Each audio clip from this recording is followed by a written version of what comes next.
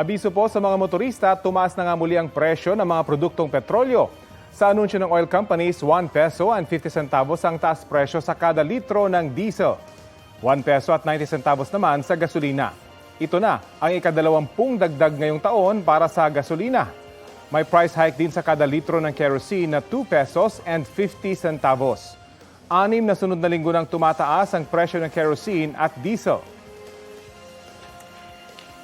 Sama-samang nagkilos protesta sa harap ng isang gasolinahan sa Quezon City ang ilang grupo. Pagkondena po yan ng mga grupong Bayan Muna, Piston at Kadamay sa panibagong oil price hike. Panawagan din po nila na suspindihin ang value added at excise tax sa langis.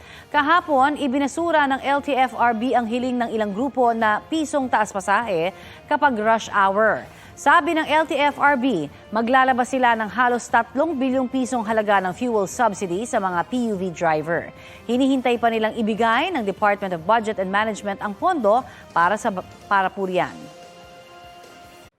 Mga kapuso, para sa mga maiinit na balita, mag-subscribe sa GMA Integrated News sa YouTube. Sa mga kapuso abroad, subaybayan niyo po kami sa GMA Pinoy TV at sa www.gmanews.tv.